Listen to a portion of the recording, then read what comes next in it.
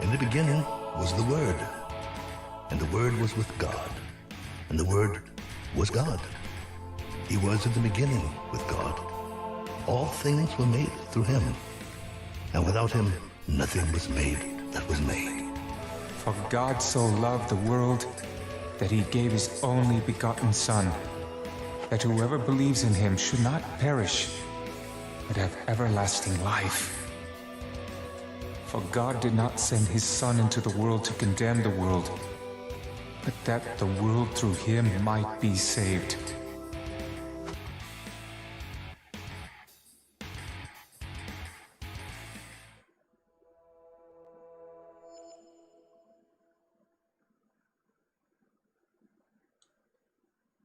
Good afternoon, ladies and gentlemen.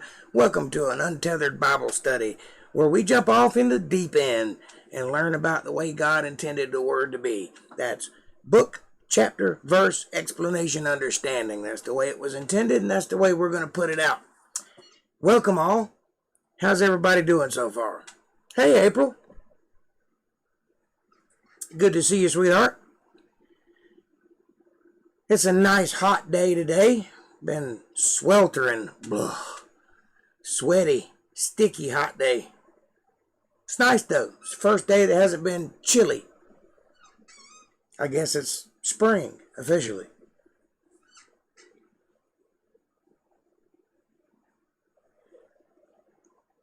Hello, hello, hello. Good to see you.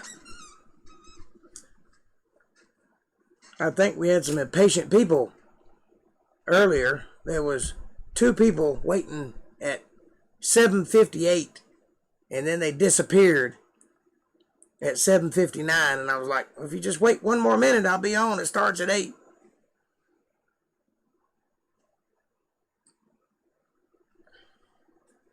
So, oh well. Maybe they'll come back. How are things going down in FLA?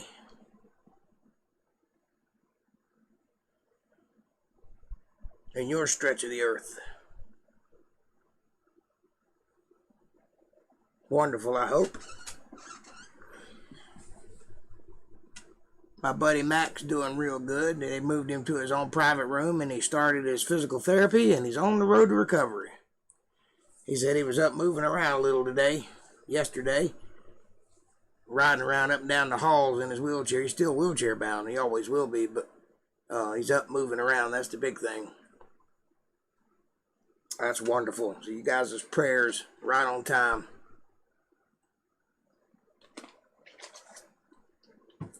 Speaking of prayers, how's Devin? Good, I hope.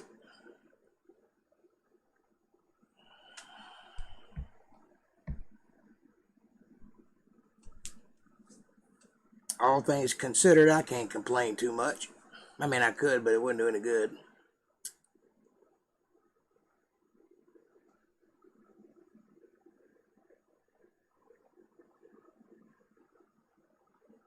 Okay then. He's all right, thanks. I'm out and about. Sorry I have the kids still. Yes. Yes. There's nothing to be sorry about there. It's wonderful to have the kids. I wish I had the kids. Love the kids.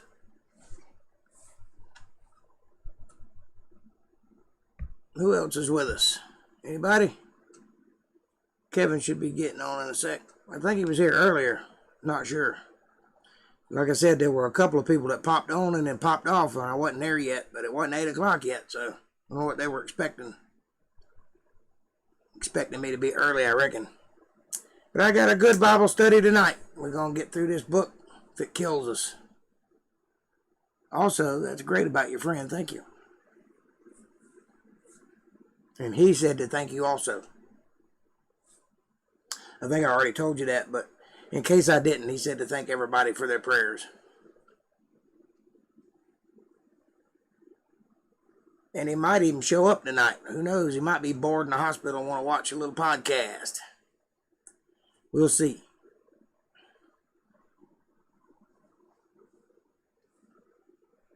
He doesn't have a lot of feelings in his hands, so he can't do a whole lot of typing, but he'll get on and watch every now and then. Either way, we got a good one tonight. We got the book of Leviticus, chapter 10, verse 15, I believe it is.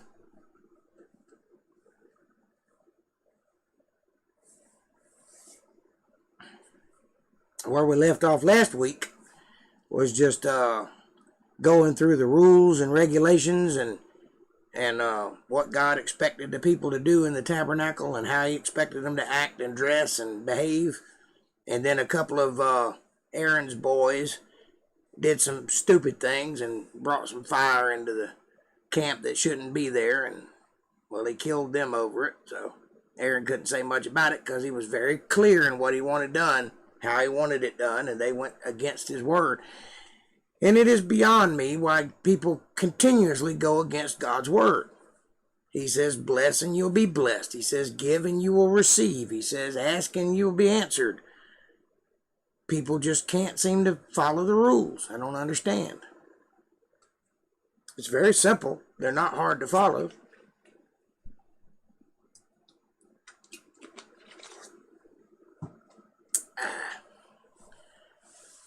But people want their own autonomy, I guess, and they want it so bad that they'll go against God to get it. Won't be me. I'm doing what he tells me to do for the most part. I mean, I have fleshly problems such as smoking. I do smoke.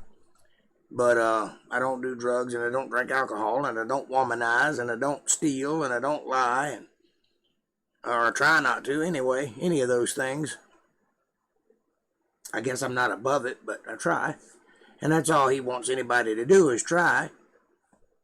I don't see why that's such a big deal to some people, but some people just can't seem to get it together. They just cannot follow God's word. And most of it's resentment towards God for creating them in the first place, I guess. I don't know what it is, but they're going to learn one day. Good or bad, they'll figure it out. Up or down. But the people in this podcast ain't going to have that problem. Isn't that right, Kevin? What's up, brother? Good to see you. Good to see you and good to be seen.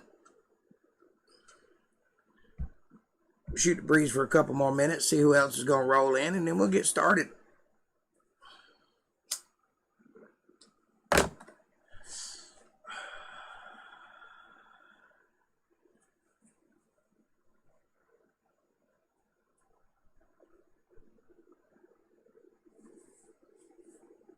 How's things going with you, Kev?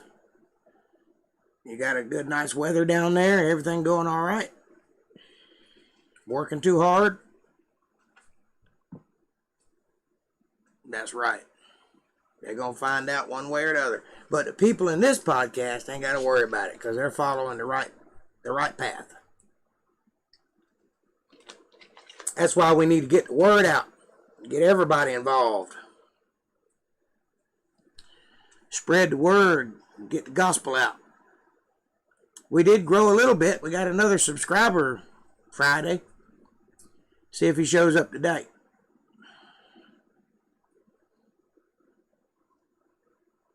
We have all the kids. They're a lot of work. Yeah, but they're worth every minute of it.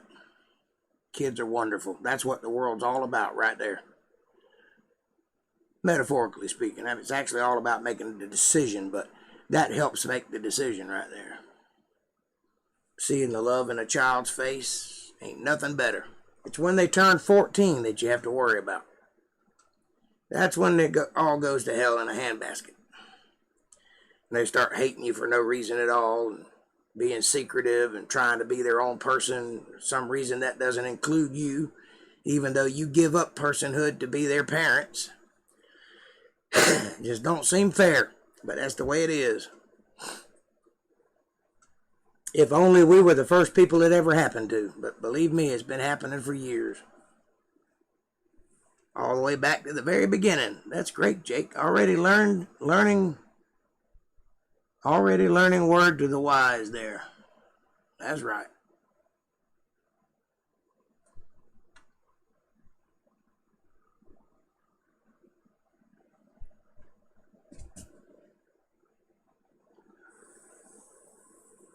I don't know what you're talking about, but I trust you. What are you referring to? Already learning word of the wise. Are you talking about the podcast? Or the new subscriber? Or what? What I said about kids? I'm lost. Okay.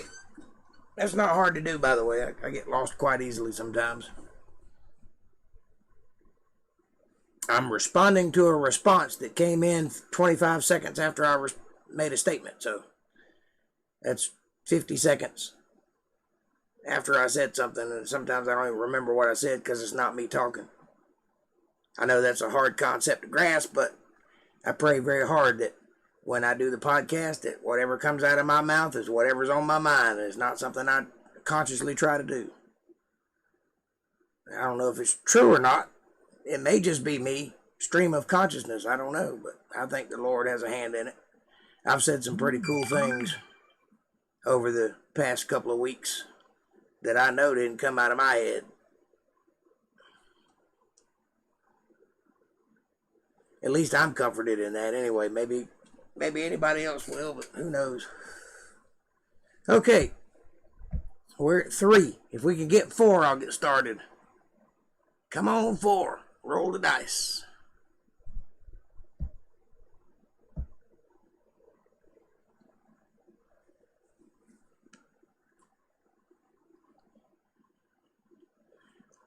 Where's your mama at tonight? I hadn't seen her in a while.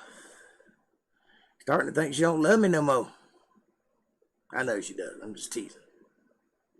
She feeling all right? BRB. Well, I'll BRH. No great sky troll so far. That's weird. Usually pops in and says hello anyway. Diego will probably be on at 8:30.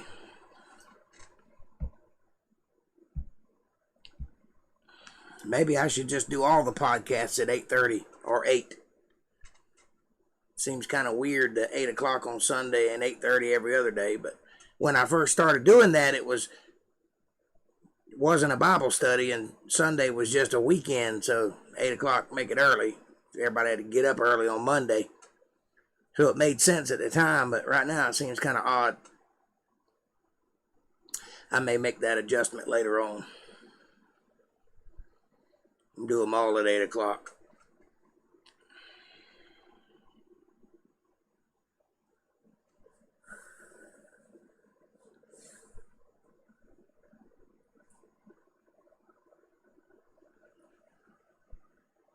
Of course, you never know about a feller. What is BRB? Means be right back. Calling Hungry Howie's. What is that? A pizza place?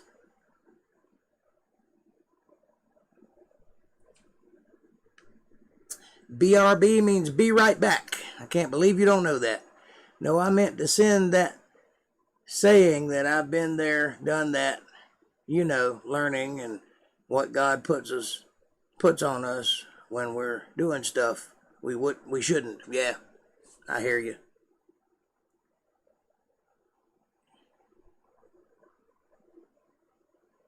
I try not to do things I shouldn't, but sometimes, I'm human. I might be a monk, but I'm a flawed one.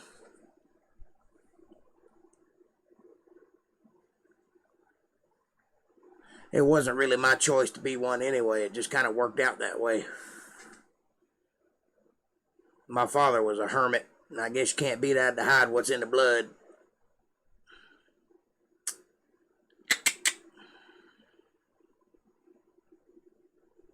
I mean, I became an entertainer to get closer to people. That still didn't help.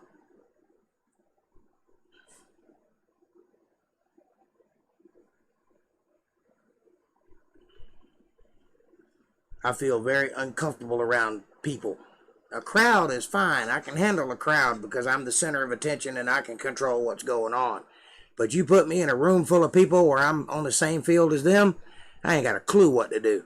I stick out like a sore thumb. I guess I missed that day in social class. I got the social graces of a chainsaw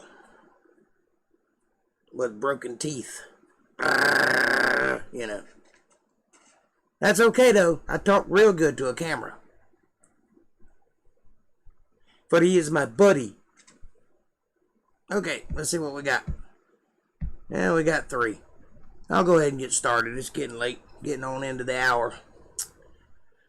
So if you got your Bibles out, open them to Leviticus chapter 10, verse 15. Chapter 10, verse 15. Yes, that is correct. Let me get some words up here for you. Beep.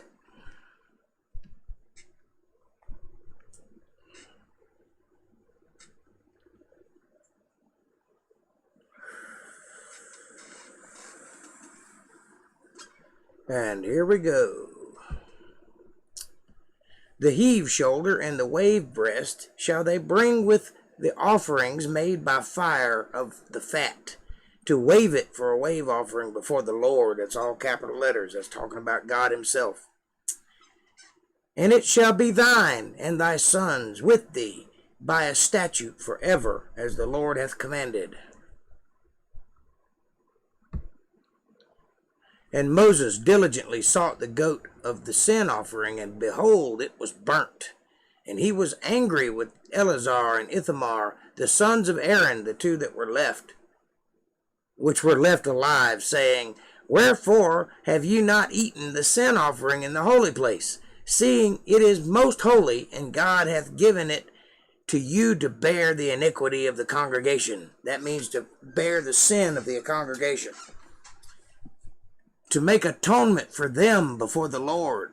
So they've already partaken of it. They've already eaten it, and they haven't done it properly, and he's upset about it. Behold, the blood of it was not brought in within the holy place. You should indeed have eaten it in the holy place, as I commanded. And Aaron said unto Moses, Behold, this day have they offered their sin offering and their burnt offering before the Lord, and such things have befallen me, meaning the loss of his other 2 sons.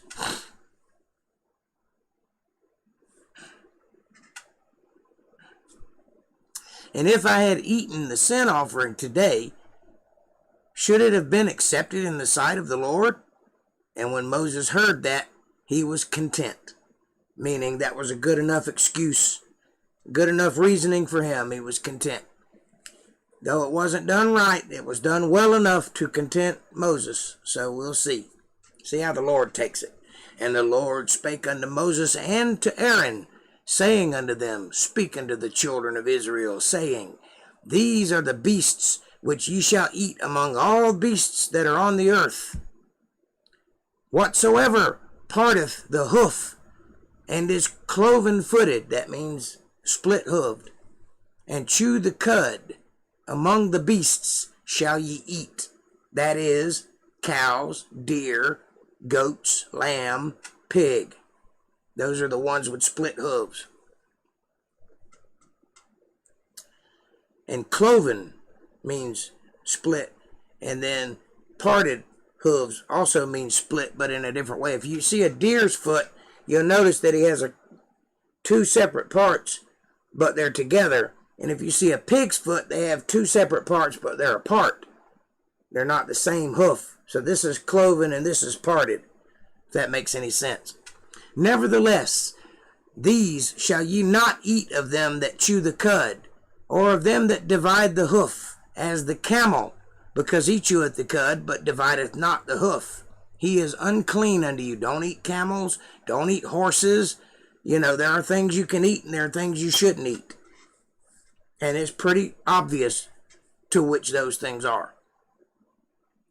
And the coney, because he cheweth the cud. I don't know what a coney is, but I imagine it's some kind of donkey or something. I don't know. Maybe it might be a llama. Who knows? Coney. I should look that up. But divideth not the hoof. He is unclean. I'm going to look that up. Give me just a second.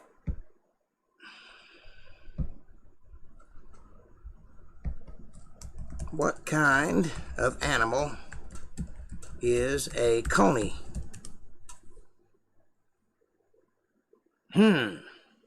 Looks like a badger.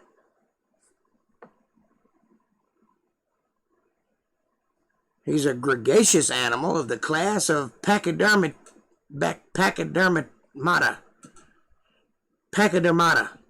which is found in Palestine, living in the caves and the clefts of the rocks. It's erroneously identified with the rabbit. It's not a rabbit. It looks like a ferret with fangs. Anyway, apparently it chews the cud, but it has feet.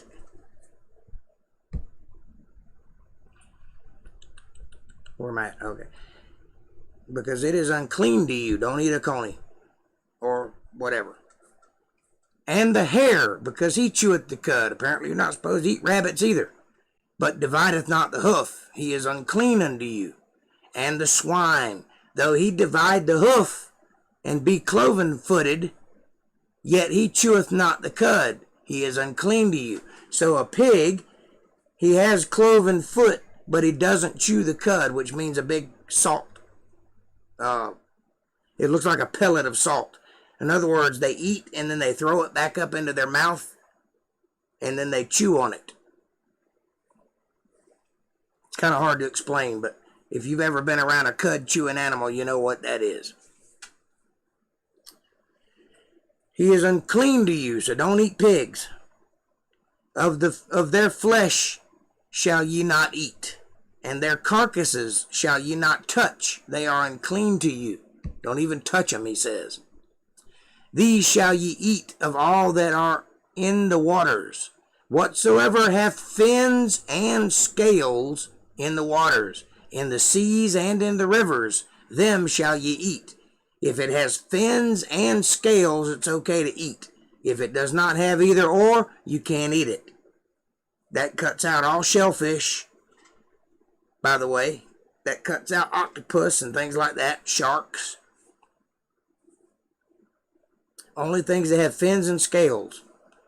And all that have not fins and scales in the seas and in the rivers, of all that move in the waters, and of any living thing which is in the waters, they shall be an abomination unto you. That's worse than just unclean. That means it should be abhorrent. It's terrible. Don't do it.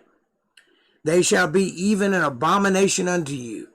Ye shall not eat of their flesh, but ye shall have their carcasses an abomination. Whatsoever hath no fins nor scales in the water, that shall be an abomination unto you. He says that 3 times. So that's very important. That's more so than not eating pig.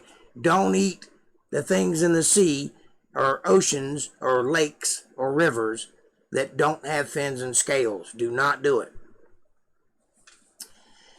And these are they which ye shall have in abomination among the fowls. They shall not be eaten. They are an abomination. The eagle, the ossifrage, and the osprey, and the vulture, and the kite after his kind, every raven after his kind, and the owl, and the nighthawk, and the cuckoo, and the hawk after his kind, and the little owl. That's the little ground owls that you so bad in Florida. Don't eat those either. And the cormorant, and the great owl, and the swan, and the pelican, and the gear eagle. Don't know what that is. And the stork, and the heron after his kind, and the lapwing, and the bat. Don't eat bats either. All fowl that creep going upon all fours shall be an abomination to you. So apparently, now listen very closely here, there are fowl that fly that have 4 legs. You want to tell me what that is? I'll give you a minute.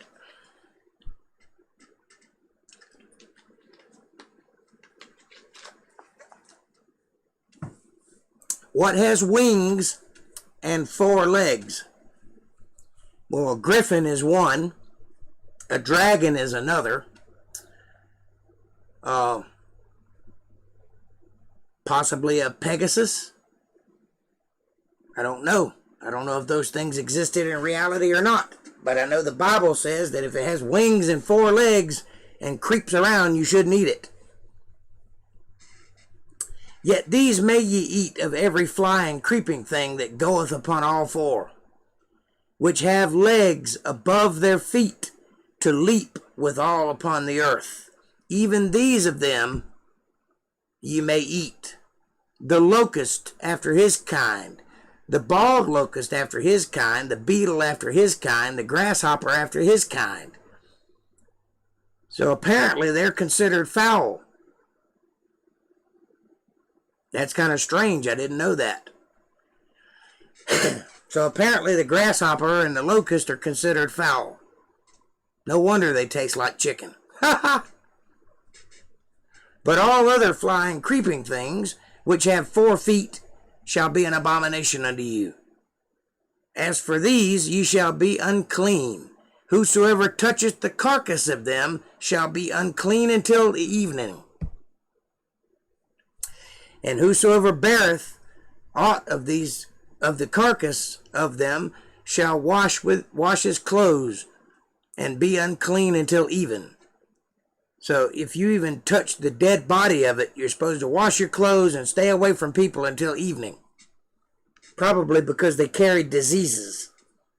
The carcasses of every beast which divideth the hoof, and is not cloven-footed, nor cheweth the cud, are unclean unto you. That's the second time. Every one that toucheth them shall be unclean. And whatsoever goeth upon his paws, among all manner of beasts that goeth on all 4, those are unclean unto you. That means if they have paws, like cats and dogs. Whose toucheth their carcass shall be unclean until evening.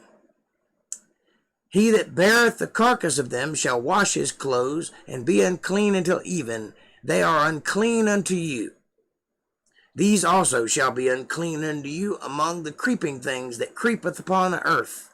The weasel, and the mouse, and the tortoise after his kind. Don't eat turtles, by the way, you rednecks. And the ferret, and the chameleon, and the lizard, and the snail. Don't eat escargot either. And the mole. These are unclean to you among all that creep. Whosoever doth touch them, when they be dead, shall be unclean until even. And upon whatsoever any of them, when they are dead, doth fall, it shall be unclean. Whether it be any vessel of wood, or raiment, or skin, or sack, whatsoever vessel it be, wherein any work is done, it must be put into water, and it shall be unclean until evening, so it shall be cleansed.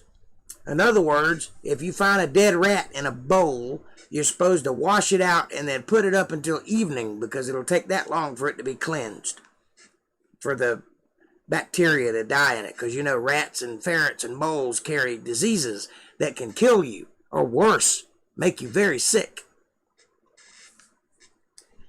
In every earthen vessel whereunto any of them falleth, whatsoever is in it shall be unclean, and ye shall break it. Earthenware, that's not the same as a bowl. Hey, Darlene, good to see you, honey. I hadn't seen you in a while. I've been thinking about you. Stop making you laugh so hard? Well, you know, I'm trying. So if a rat or a mole or a ferret or any of those little weaselly critters fall into a bowl that's got food in it, you're supposed to break the bowl, and everything that's in the bowl is wasted. You can't eat it. It's bad, because it's got germs in it. Earthenware is porous. It's a little different than like a regular vessel. Earthenware is like stone, and so even washing it won't get things out of the little crevices in it. So you're not supposed to, I mean, most people don't eat out of earthenware, but they store things in it, like grains and such. April texted and reminded me. Well, I'm glad. We missed you. Of all meat which may be eaten, that on which such water cometh shall be unclean, and all drink that may be drunk in every such vessel shall be unclean. That's if an animal falls into it, one of the animals mentioned above. And everything whereupon any part of their carcass falleth shall be unclean, whether it be oven or ranges for pots, they shall be broken down. for they are unclean and shall be unclean to you. In other words, you got to break them down and scrub them out and clean them and replace any parts you can, but don't eat things that have had dead rats and things like that on it. Nevertheless, a fountain or pit wherein there is plenty of water shall be clean, meaning the water pours out. That means it'll cleanse itself out. But that which touches their carcass shall be unclean.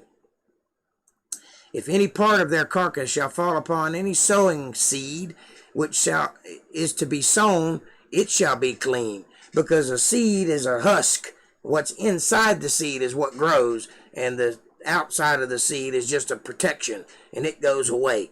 But the thing inside the seed grows. That's why it would be clean if a dead animal touches it. But if any water be put upon the seed, and any part of their carcass falleth thereon, it shall be unclean unto you. And if any beast of which ye may eat die, he that toucheth the carcass thereof shall be unclean until the evening. Don't touch dead things. It's an easy way to say that. And he that eateth of the carcass of it shall wash his clothes, and be unclean until morning. Or until evening, sorry. He also that beareth the carcass of it shall wash his clothes, and be unclean until even. Just don't touch dead things. If you didn't kill it, don't touch it. And every creeping thing that creepeth upon the earth shall be an abomination. It shall not be eaten. Don't eat spiders. Don't eat scorpions. Don't eat anything that creeps and crawls. Don't eat that stuff. Unless it's a locust or a grasshopper, you can eat that. Whatsoever goeth upon the belly, and whatsoever goeth up on all four, or whatsoever hath more feet, that's a centipede, among all creeping things that creep upon the earth, or a spider, them shall ye not eat, for they are an abomination. Don't eat things that have more legs than you do. How about that? For ye shall not make yourselves abominable with any creeping thing that creepeth, neither shall ye make yourselves unclean with them, that ye should be defiled thereby. For I am the Lord your God. That's all capital letters. That's Yahweh himself. Ye shall therefore sanctify yourselves, and ye shall be holy, for I am holy. Neither shall ye defile yourselves with any manner of creeping thing that creepeth upon the earth. For I am the Lord that bringeth you up out of the land of Egypt to be your God. Ye shall therefore be holy, for I am holy. This is the law of the beasts, and of the fowl, and of every living creature that moveth in the waters, and of every creature that creepeth upon the earth, to make a difference between the unclean and the clean, and between the beasts that may be eaten and the beasts that may not be eaten. And the Lord spake unto Moses, saying, Speak unto the children of Israel, saying, If a woman have conceived seed, and born a man-child, then she shall be unclean 7 days, according to the days of the separation. For her infirmity shall she be unclean. Now, if you've ever had a child, you know that there's a placenta involved. And in those days, you didn't have a doctor to remove it, so it had to kind of come out on its own. So that's why. And also the issue of blood and so forth. So 7 days after birth, you'll be unclean. That means you shouldn't be touched by anybody. And you should take precautions to clean yourself. And in the 8th day, the flesh of his foreskin shall be circumcised. That's the male child of the Israelites, the people of the tabernacle. Again, all of these rules are for these people. Some of them do apply to everyone, like the eating thing. It does apply because it's healthy. I mean, you can eat whatever you want, but you're going to get sick and die, or have a heart attack, or have gallbladder problems, or whatever, because of the types of things that you eat. You may even develop gout if you eat too much shellfish, but God told you don't eat it because he knew what it would do to you. Now, but these rules like circumcision and that sort of thing, that is for these people, the tribes of Israel. Now, we established in Acts, Remember, on Monday, we established that circumcision is of the heart, not of the flesh. It doesn't matter as long as you follow the rules. But for these people, it was a physical commitment to God. It was a public statement and a physical sacrifice. And that's why it was intended for them to do so. But now Jesus has died. So now it doesn't matter. Sacrifice is done and over with. So now if you're circumcised in your heart, you're circumcised. Period. And she shall then continue in the blood of her purifying 30 days. That's 33 days. And shall touch no hallowed thing, nor come into the sanctuary until the days of her purifying be fulfilled. But if she bear a maid child, as a female, then she shall be unclean 2 weeks, as in her separation. And she shall continue in blood of her purifying 66 days. That's 20, 40, 66 days. 66 days. That's a lot of days of cleaning, purifying, and bleeding. I guess because the female body requires more of the female body that carries it than the male body does. Apparently, the female child takes more of the mother's resources, and therefore it takes longer for her to heal from the birthing process.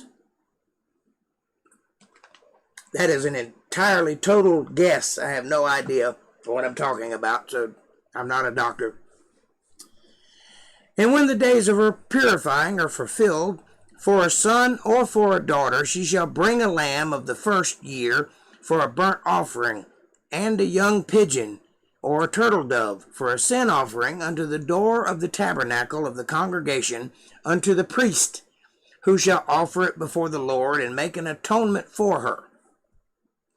She can't go into the temple because she's still unclean, but she can go to the door and hand it off to the priest, and he can make the sacrifice in her stead. And she shall be cleansed from the issue of her blood. This is the law for her that hath borne a male or a female. And if she be not able to bring a lamb, then she shall bring 2 turtle doves or 2 young pigeons, the one for a burnt offering and the other for a sin offering, and the priest shall make an atonement for her, and she shall be clean. And the Lord spake unto Moses and Aaron, saying, when a man shall have in the skin of his flesh a rising, a scab, or a bright spot, that means a boil or a cyst or a pimple or something, and it be in the skin of his flesh like the plague of leprosy, then he shall be brought unto Aaron the priest, or unto one of his sons the priests. And the priest shall look on the plague in the skin of the flesh. And when the hair in the plague is turned white, that's leprosy, by the way, in case you don't know, and the plague in the sight of the deeper, and the sight be deeper than the skin of the flesh, that means it's under the subcutaneous fat. That's not just a surface thing. It's not like a pimple, but it's deep. That means you have a serious infection. It is the plague of leprosy. And the priest shall look on him and pronounce him unclean. And if the bright spot be white in the skin of his flesh, and in sight be not deeper than the skin, but the hair thereof be not turned white, then the priest shall shut up him that hath the plague 7 days. That means it's not leprosy. It is a sickness, but it's not leprosy. So he can be put away for 7 days and become clean again. This was a common problem in those days because hygiene wasn't like it is today, and sometimes things would fester and you'd get sick, and you might end up catching leprosy or something like that, which is prevalent in that area. And if you're not careful, it can be a big problem. So in the event that you think you may have something, you got to go to the priest and have him observe it and see what the problem is. If it is the plague, leprosy, then he has to do certain things. But if it's not leprosy, then you can just be put away for a few days and heal up.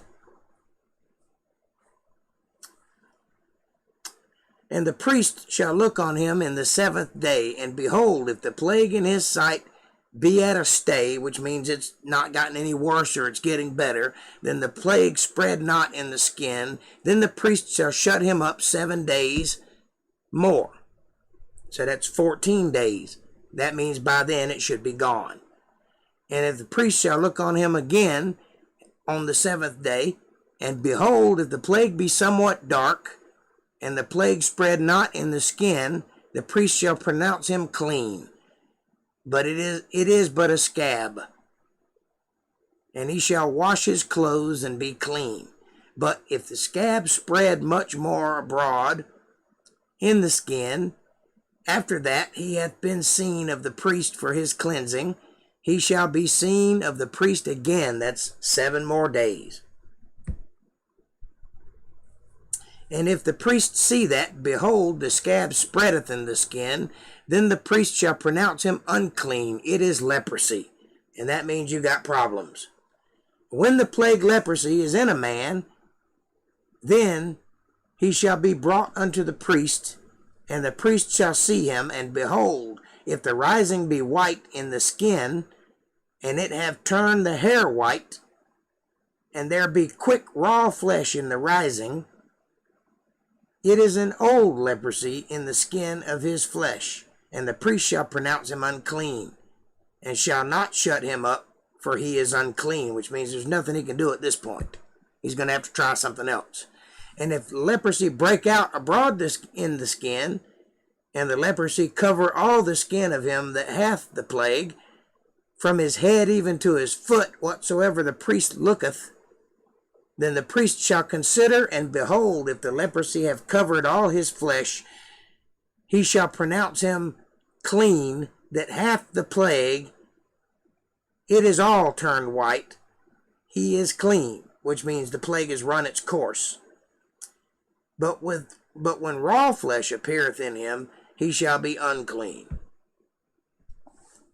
I don't know if you've ever had an infection or not, but at some point,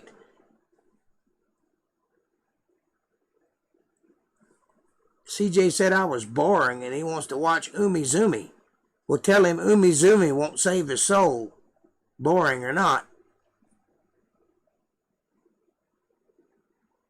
Hello, CJ. Get with the program, son. We got problems to solve.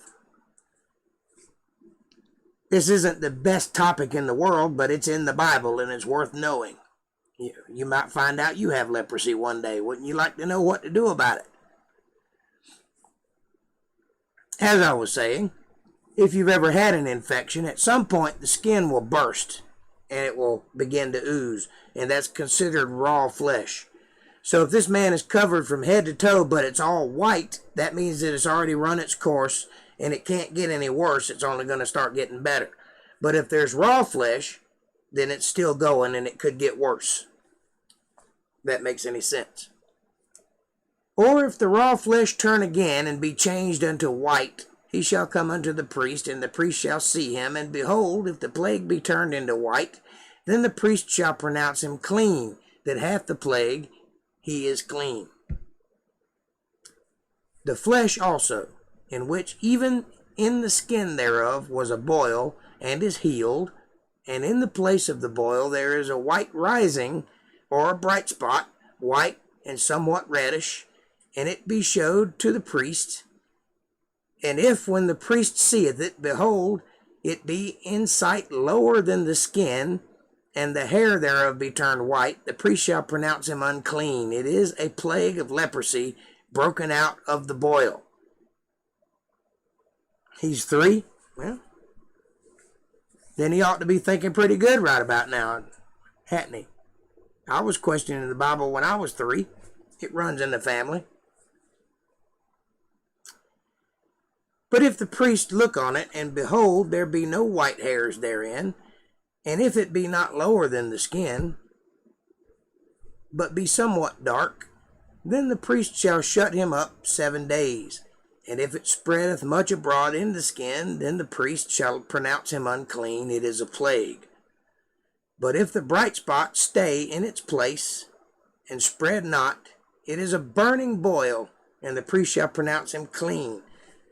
I don't know, guys have this problem much more than women do.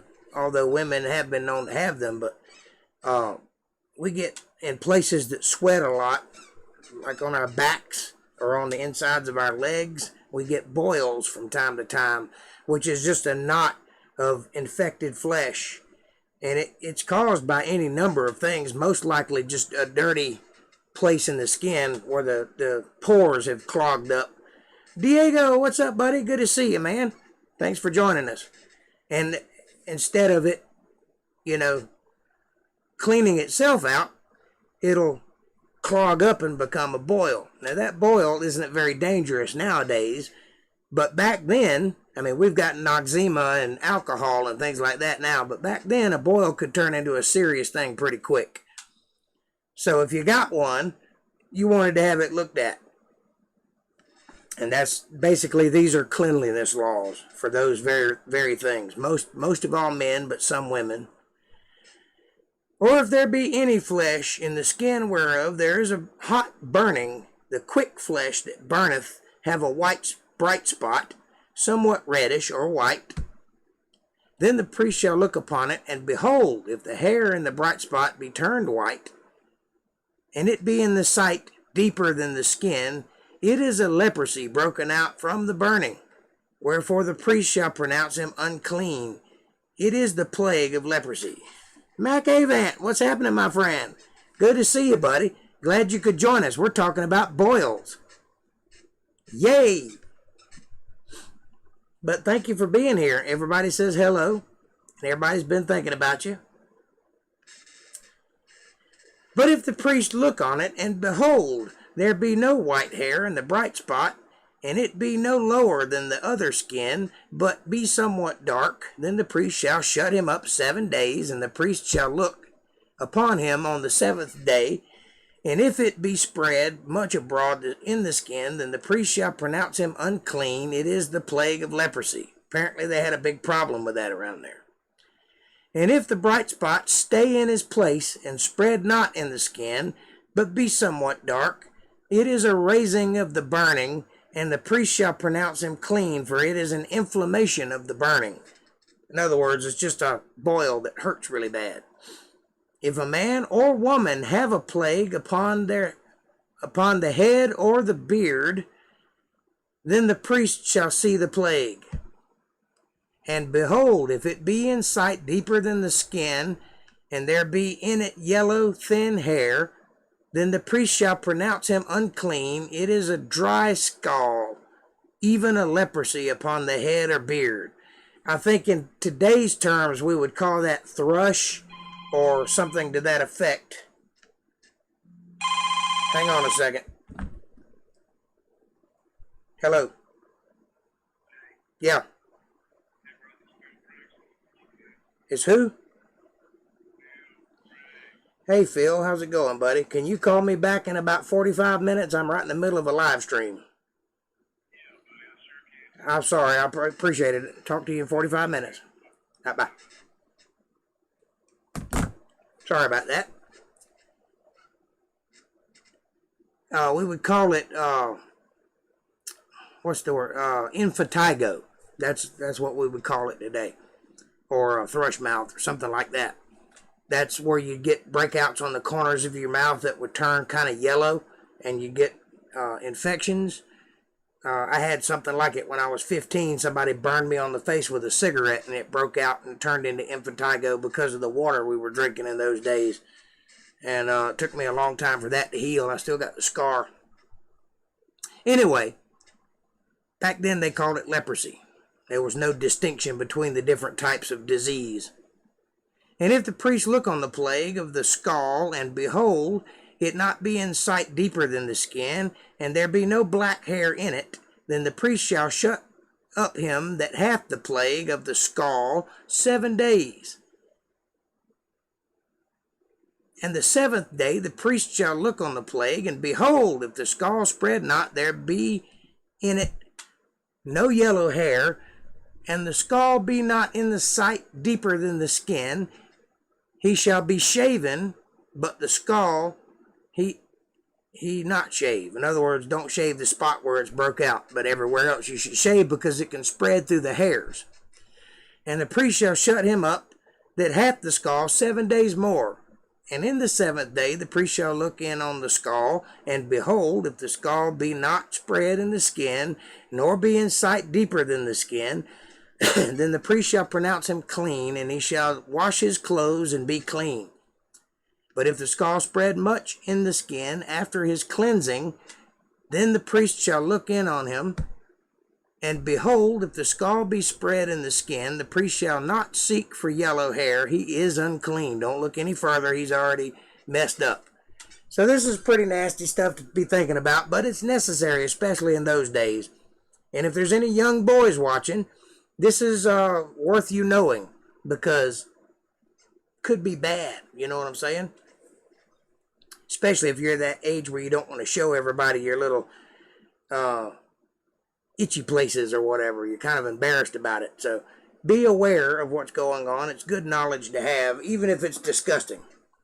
But if the skull be in his sight at a stay, that there be black hair grown up therein, the skull is healed, and he is clean, and the priest shall pronounce him clean.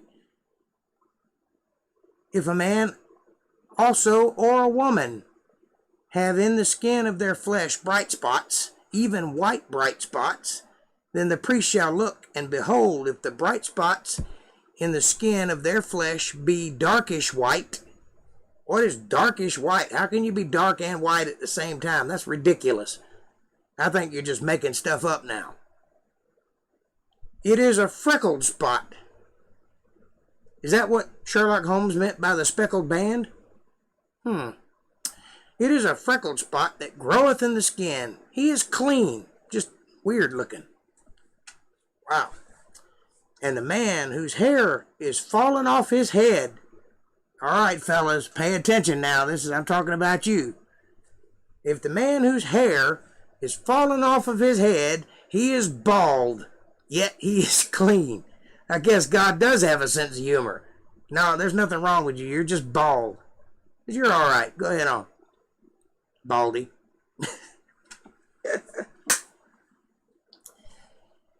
Kevin, you're afflicted with that disease, aren't you? Can't everybody have a mane? And he that hath his hair fallen from the part of his head towards his face, he is forehead bald, yet is clean. The forehead bald. But if there be in the bald head or bald forehead, which apparently there's a difference, a white reddish sore, it is a leprosy sprung up in his bald head or his bald forehead. Then the priest shall look upon it, and behold, if the rising of the sore be white reddish in the bald head or bald forehead, as the leprosy appeareth in the skin of the flesh, he is a leprous man. He is unclean. The priest shall pronounce him utterly unclean, because he don't just have leprosy, but he's also bald. His plague is in his head. And the leper in whom the plague is, his clothes shall be rent, his head bare, and he shall put a covering upon his upper lip, and shall cry, unclean, unclean, meaning to warn everybody to stay far away from him, because he's got something bad. And I don't know what the covering over the upper lip is, other than maybe it stinks. So who knows? I don't know. All the days wherein the plague shall be in him, he shall be defiled. He is unclean. He shall dwell alone without the camp, outside of the camp. Without the camp shall be his habitation. The garment also that the plague of leprosy is in, whether it be a woolen garment or a linen garment, whether it be in the warp or woof of linen or woolen, or of woolen, whether in a skin or anything made of skin, and if the plague be greenish or reddish in the garment or in the skin, either the warp or the woof or anything of skin, it is a plague of leprosy, and shall be showed unto the priest. And the priest shall look upon the plague, and shut up it that hath the plague 7 days.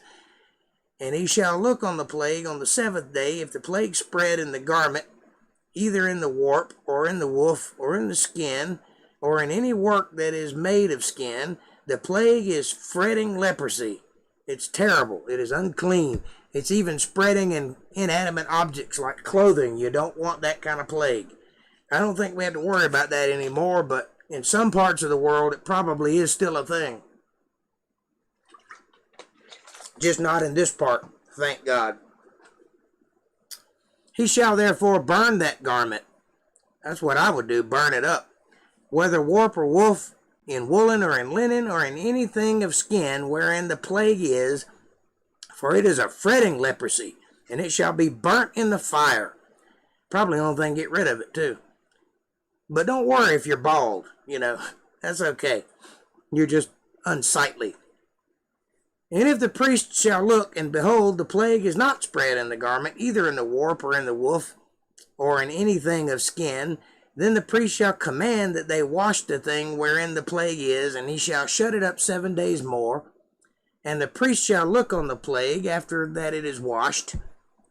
And behold, if the plague have not changed his color, and the plague be not spread, it is unclean.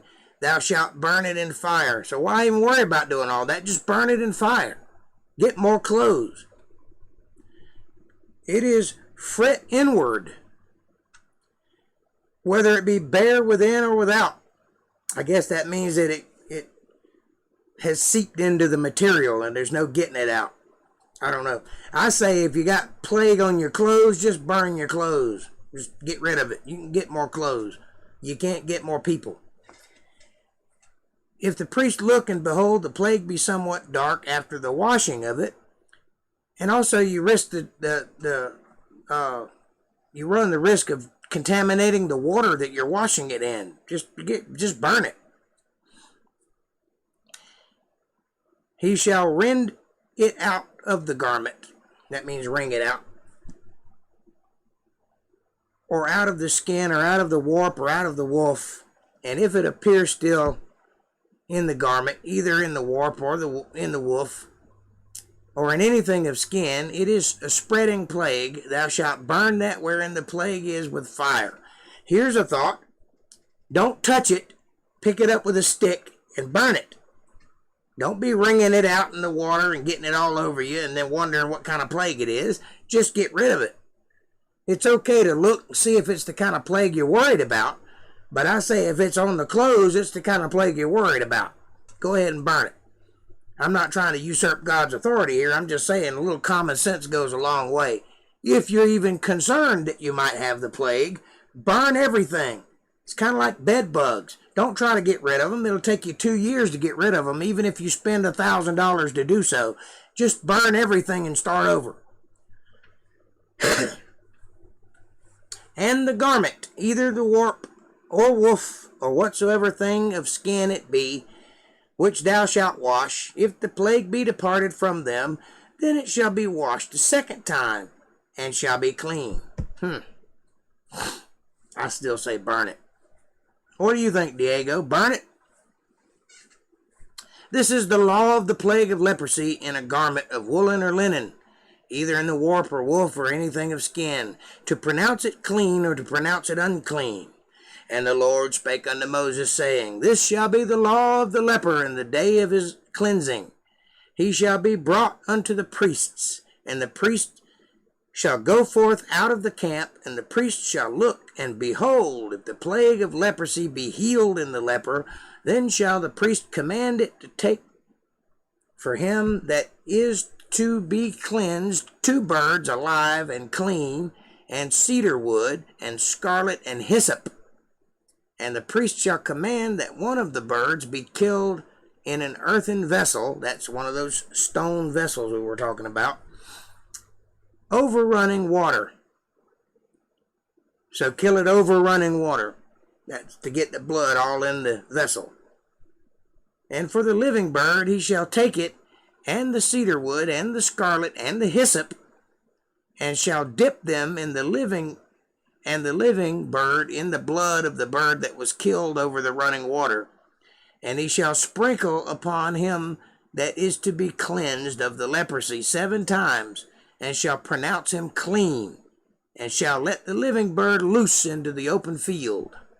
So in other words, give the bird leprosy and let him go. Maybe he'll get it out of you. I don't know. And he that is to be cleansed shall wash his clothes and shave off all of his hair and wash himself in water that he may be clean. And after that he shall come into the camp and shall tarry abroad out of his tent 7 days. In other words, don't go inside for 7 days. You can come into camp, but you can't go inside because you're still pretty dirty. But it shall be on the 7th day that he shall shave all of his hairs off of his head, and his beard, and his eyebrows, even all the hairs he shall shave off. And he shall wash his clothes, and he shall wash his flesh in water, and he shall be clean. And on the 8th day he shall take 2 he lambs without blemish, 1 ewe lamb of the first year without blemish, and 3/10 deals of fine flour for a meat offering mingled with oil, and 1 log of oil. What did the goat say to the other goat? There will never be another you. And the priest that maketh him clean shall present the man that is to be made clean in those things before the Lord, that's all capital letters, at the door of the tabernacle of the congregation. And the priest shall take 1 he lamb and offer him for a trespass offering, and the log of oil, and wave them for a wave offering before the Lord. And he shall slay the lamb in the place where he shall kill the sin offering and the burnt offering in the holy place. For as the sin offerings is the priest's, so is the trespass offering, it is most holy. And the priest shall take some of the blood of the trespass offering, and the priest shall put it upon the tip of the right ear of him that is to be cleansed, and upon the thumb of his right hand, and upon the great toe of his right foot. And the priest shall take some of the log of oil, and pour it into the palm of his own left hand, and the priest shall dip his right finger in it, in the oil that is in his left hand, like so, and sprinkle the oil with his finger 7 times before the Lord. And of the rest of the oil that is in his hand shall the priest put upon the tip of the right ear of him that is to be cleansed, and upon the thumb of his right hand, and upon the great toe of his right foot, upon the blood of the trespass offering. And the remnant of the oil that is in the priest's hands shall he pour on the head of him that is to be cleansed, and the priest shall make an atonement for him before the Lord. Whew! All that, you could just wear a mask. This is some story.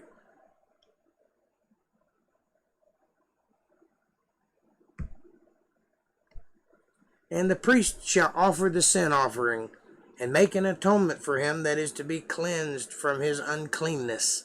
And afterwards he shall kill the burnt offering, and the priest shall offer the burnt offering and the meat offering upon the altar. And the priest shall make an atonement for him, and he shall be clean.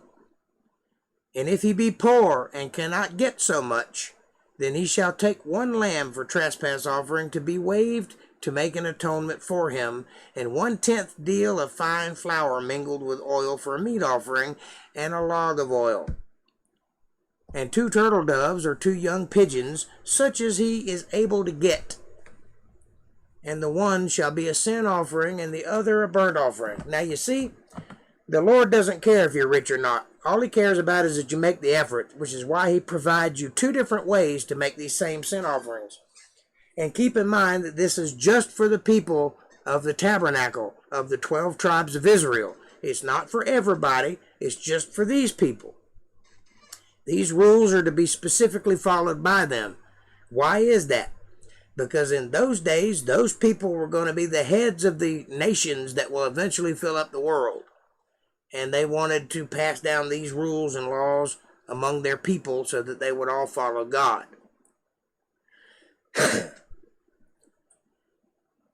And I know this is a boring story, but we got to get through it. I didn't subject you to the big gats, but we got to get through this part.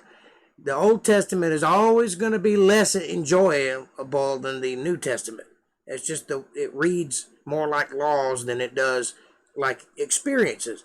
Because in the New Testament, we're reading about people's lives. In the Old Testament, we're setting up all the rules. So it's going to be like that. It will get better, but the first part's kind of rough. I know that, but just bear with me. We'll get through it. I'm reading as fast as I can.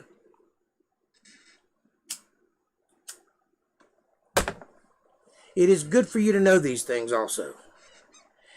And he shall bring them on the 8th day for his cleansing unto the priest, under the door of the tabernacle of the congregations before the Lord. And the priest shall take the lamb of the trespass offering, and the log of oil, and the priest shall wave them for a wave offering before the Lord. And he shall kill the lamb of the trespass offering, and the priest shall take some of the blood of the trespass offering, put it upon the tip of the right ear of him that is to be cleansed, upon the thumb of his right hand, and upon the great toe of his right foot. And the priest shall pour of the oil into the palm of his own left hand, and the priest shall sprinkle with his right finger some of the oil that is in his left hand 7 times before the Lord. And the priest shall put of the oil that is in his right hand upon the tip of the right ear of him that is to be cleansed, and upon the thumb of the right hand, and upon the great toe of his right foot, upon the place of the blood of the trespass offering. And the rest of the oil that is in the priest's hands he shall put on the head of him that is to be cleansed, to make an atonement for him before the Lord.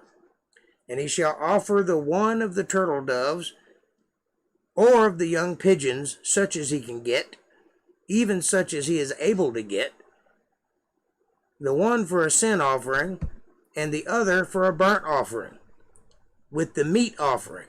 And the priest shall make an atonement for him that is to be cleansed before the Lord.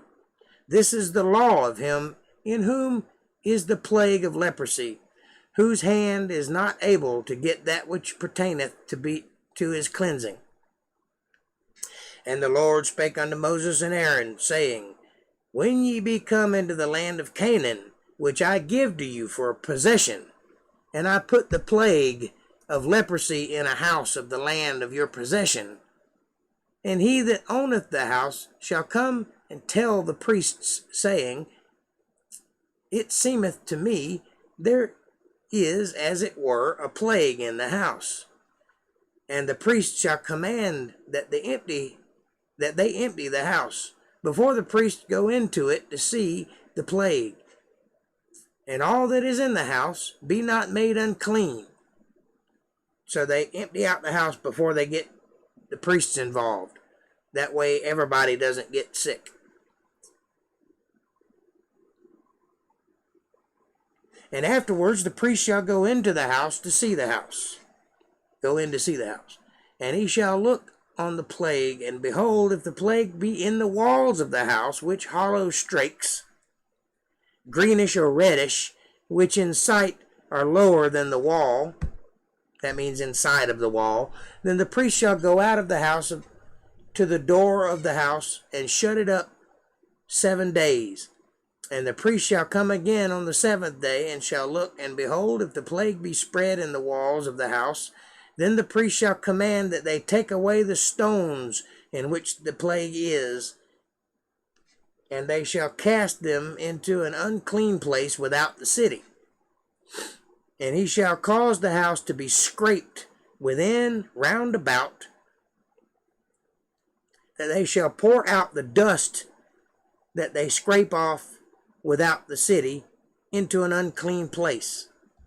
And they shall take other stones and put them in the place of those stones, and he shall take other mortar and shall plaster the house. In other words, rebuild the walls, get rid of the damaged stuff, the plague stuff, and put new walls up.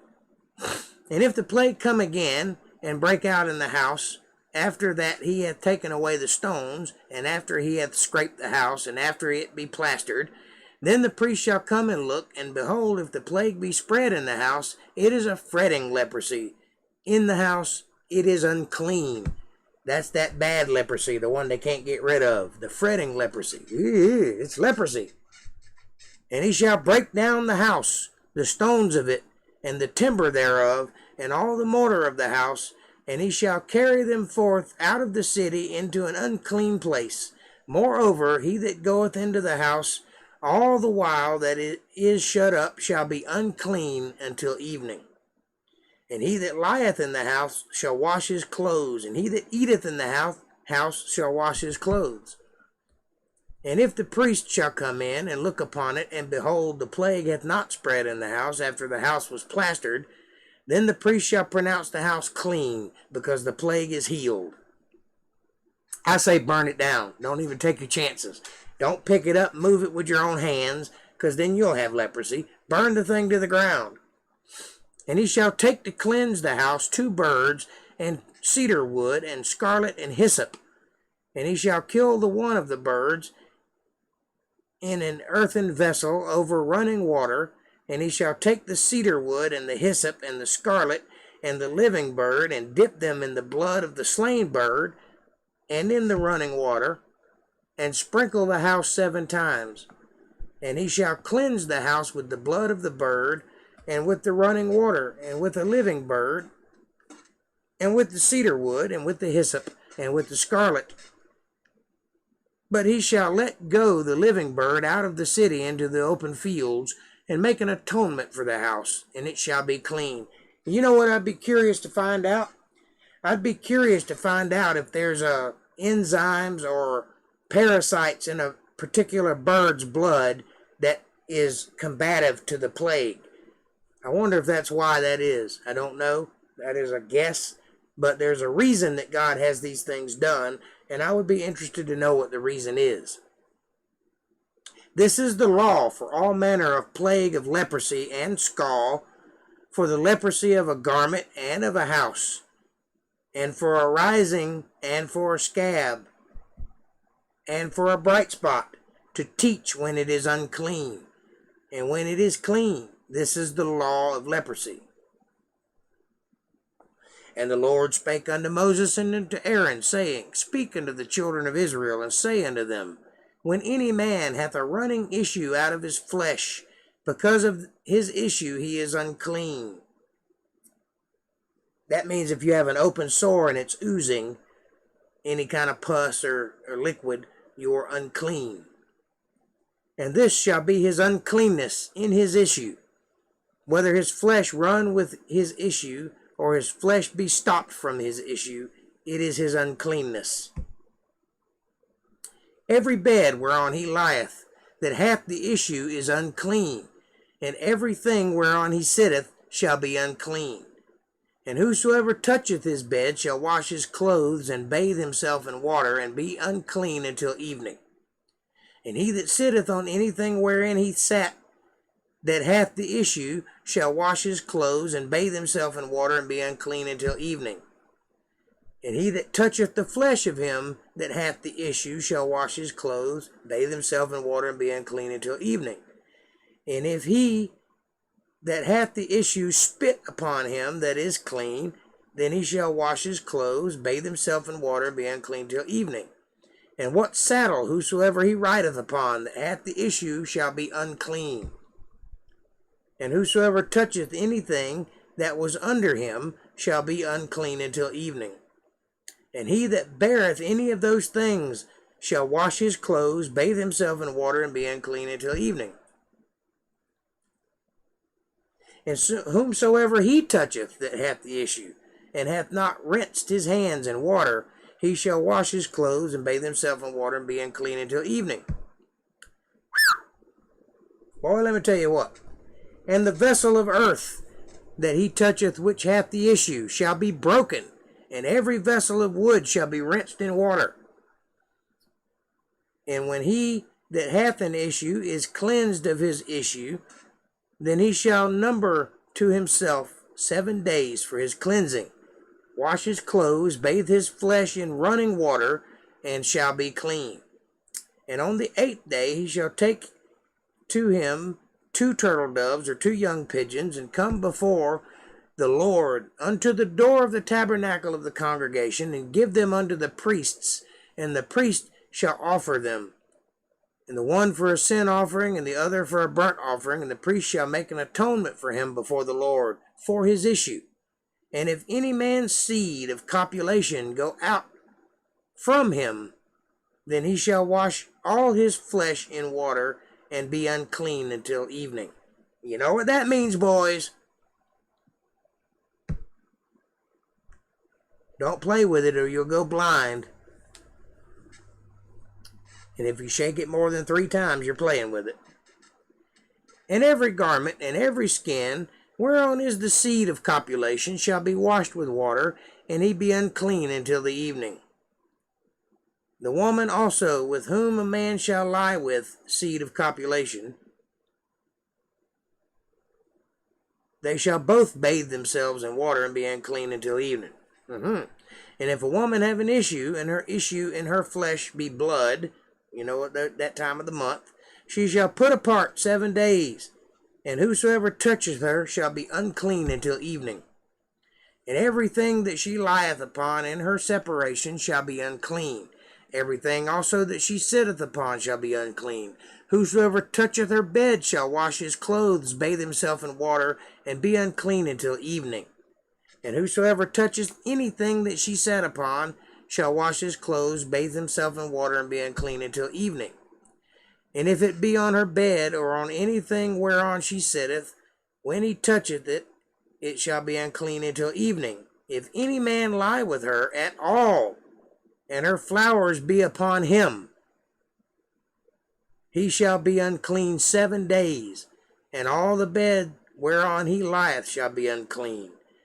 And if a woman have an issue of her blood many days out of the time of her separation, or if it run beyond the time of her separation, all the days of the issue of her uncleanness shall be as the days of her separation, she shall be unclean. Every bed whereon she lieth, all the days of her issue shall be unto her as the bed of her separation. And whatsoever she sitteth upon shall be unclean, and the uncleanness of her separation. And whosoever toucheth those things shall be unclean, shall wash his clothes, bathe himself in water, and be unclean until evening. A lot of bathing going on. That's a good thing, to bathe. You should probably bathe more. But if she be cleansed of her issue, then she shall number to herself 7 days, and after that she shall be clean. And on the 8th day she shall take unto her 2 turtles, or 2 young pigeons, and bring them unto the priest to the door of the tabernacle of congregations. In other words, don't go in. This has been a theme throughout all of this, is to go to the door, but don't go in. Give it to the priest, and he'll do it for you. And the priest shall offer the one for a sin offering, and the other for a burnt offering. And the priest shall make an atonement for her before the Lord for the issue of her uncleanness. Thus shall ye separate the children of Israel from their uncleanness, that they die not in their uncleanness. And when they defile my tabernacle that is among them, this is the law of him that hath an issue, and of him whose seed goeth from him, and is defiled wherewith, and of her that is sick of her flowers, that's her time of the month, and of him that hath an issue, of the man and of the woman, and of him that lieth with her that is unclean. And the Lord spake unto Moses after the death of the 2 sons of Aaron, when they offered before the Lord and died, because they offered strange fire. And the Lord said unto Moses, Speak unto Aaron thy brother, that he come not at all times into the holy place within the veil before the mercy seat, which is upon the ark, that he die not, for I will appear in the cloud upon the mercy seat. In other words, because Aaron's children did this thing, Aaron is not allowed to go into the Holy of Holies and witness God in the flesh at this time. Because if he does, he'll die. Probably because he's mad at God but doesn't want to say anything, and God can't allow that. I don't know, but that's just my guess. I know if God took my children, I'd be angry also. So, I just assume that's the case. Thus shall Aaron come into the holy place with a young bullock for a sin offering and a ram for a burnt offering. He shall put on the holy linen coat, and he shall have the linen breeches upon his flesh, and shall be girded with the linen girdle, and with the linen mitre, that's that weird hat, shall be attired, meaning the gold plate and the whole 9 yards, and all of the little garment laces and all that stuff should be there. These are holy garments, wherefore shall he wash his flesh in water, and so put them on. And he shall take of the congregation of the children of Israel 2 kids of the goats for a sin offering, and 1 ram for a burnt offering.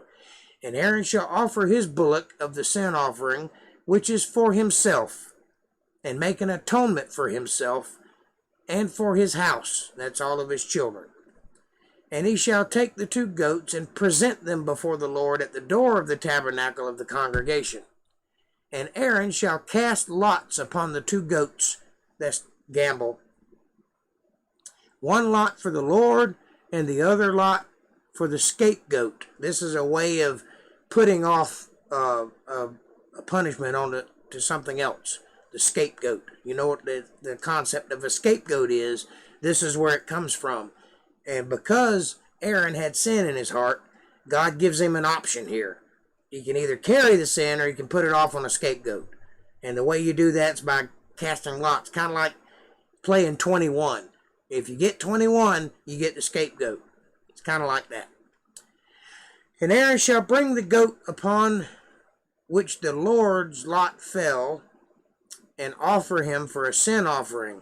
But the goat on which the lot fell to be the scapegoat shall be presented alive before the Lord, to make an atonement with him, and to let him go for a scapegoat into the wilderness, meaning he can carry the sin out of the camp.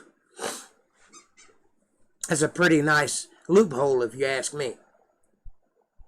And Aaron shall bring the bullock of the sin offering, which is for himself, and shall make an atonement for himself and for his house, and shall kill the bullock of the sin offering, which is for himself.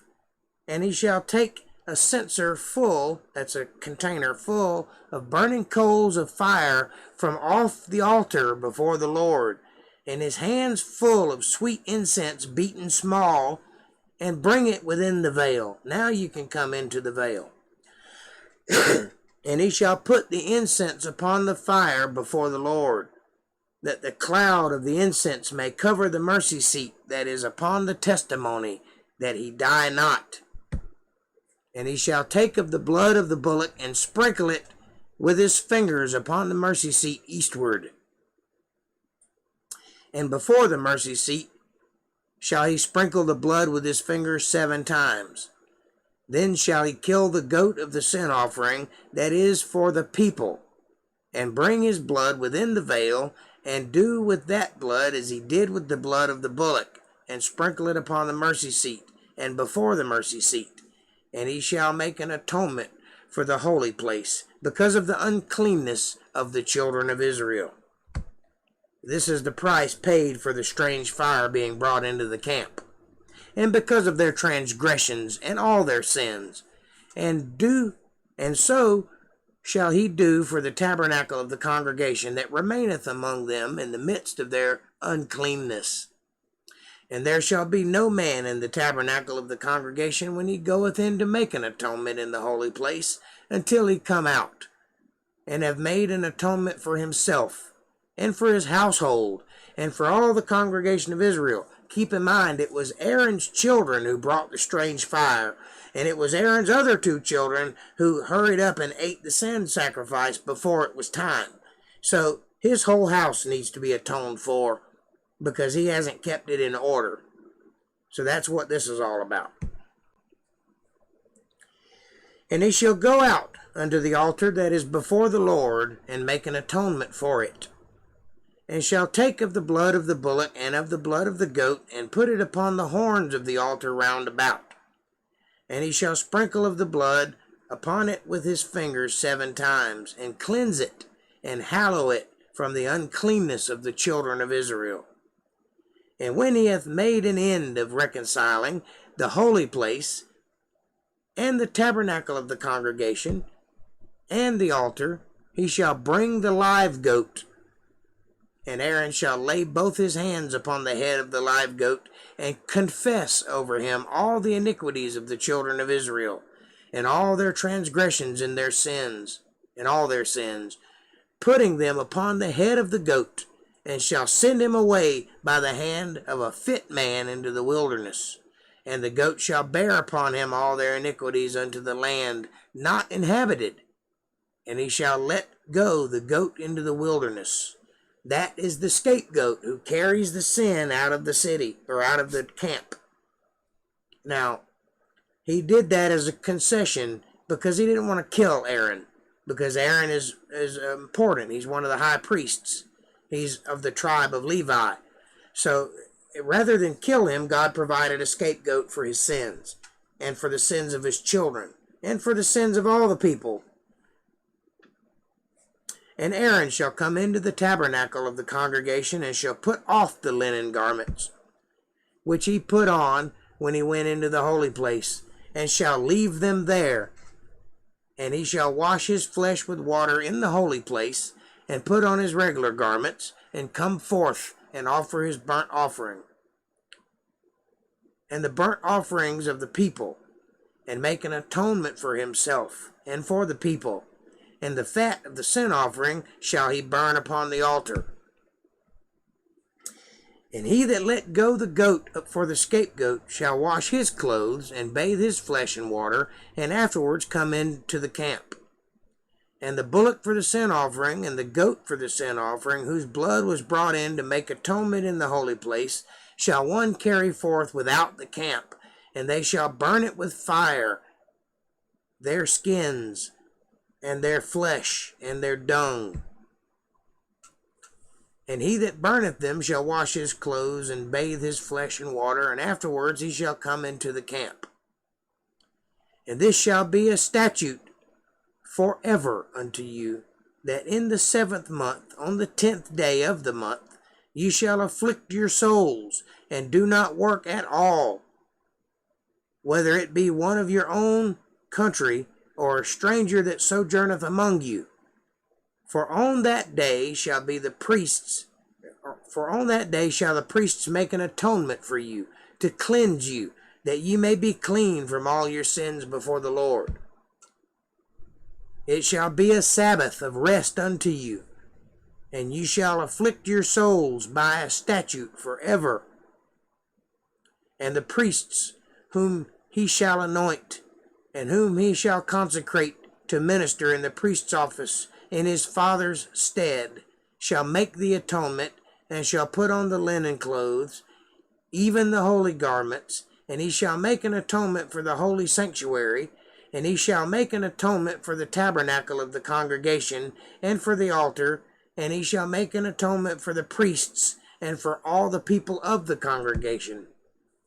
And this shall be an everlasting statute unto you, to make an atonement for the children of Israel for their sins once a year. And he did as the Lord commanded Moses. And the Lord spake unto Moses, saying, Speak unto Aaron, and unto his sons, and unto all the children of Israel, and say unto them, This is the thing which the Lord hath commanded, saying, What man soever there be of the house of Israel that killeth an ox or a lamb or a goat in the camp, or that killeth it out of the camp, and bringeth it not unto the door of the tabernacle of the congregation to offer an offering unto the Lord before the tabernacle of the Lord, blood shall be imputed unto that man. He hath shed blood, and that man shall be cut off from among his people, to the end that the children of Israel may bring their sacrifices, which they offer in the open field, even that they may bring them unto the Lord, unto the door of the tabernacle of the congregation, unto the priests, and offer them for peace offerings unto the Lord. That's where we're going to stop for today. Let me read on one more. And the priest shall sprinkle the blood upon the altar of the Lord at the door of the tabernacle for the congregation, and burn the fat for a sweet savor unto the Lord. That's where we're going to stop today. All right, that was messy, but that's okay. It's in the Bible. It's necessary to know, and we got through it.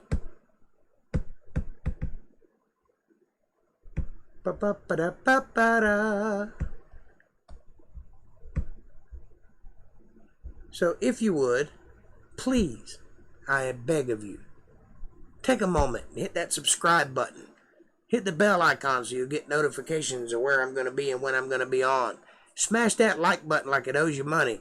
It needs to owe me some. Keep the lights on. Spread this word by sharing this video with somebody you love. Leave a comment down below. Let me know what you're thinking. Question me, curse me, bless me, condemn me, challenge me, confound me. Confound yourself. As long as you're thinking, that's what I want. I want you thinking for yourself. And if you like this ministry and we've helped you in some way and you'd like to see us help other people, we would greatly appreciate it if you would take a moment and go to paypal.me/JakeJohnsonBand. Every little bit helps. It's a blessing for you. It's a blessing for me for sure. And every bit helps.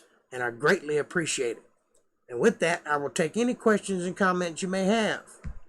Bow! Here I am. Man, that was hard to get through. That was like reading the begats backwards. But look on the bright side. We never have to go through that again. We read it. We got through it. Diego, April, Kevin, Darlene, all 5 of you. How was it? Did you like it? I know you didn't. Don't lie to me. It was gruesome, but it was necessary. Had to know what people were thinking in those days. Had to know what they were afflicted by. Because it helps explain what they went through. And it helps explain why they are the way they are. Even unto this day, they're even weird today. They have a lot of rules that we don't know anything about. Do you know what a sukkah's tent is? I don't either. I've just heard the word, but they have one. I promise. Or the little thing they wear on their head. Do you know why they do that? What about the guys with the little tendrils? Or the guy that wears a square box on his forehead? I don't know why any of those things happen, but I know they do it to this day, and they do it for a reason. Why? Because it was written for them to do. Them, not us, just them. Just the children of Israel. But it's important, even though we're Gentiles, to understand where we come from and why we believe the things we believe. This is a non-denominational church. I claim no denomination. I believe in God, period. I believe in the Holy Bible, period. There is no denomination. I am not trying to divide the Word of God rightly or otherwise. I'm trying to explain it as a whole.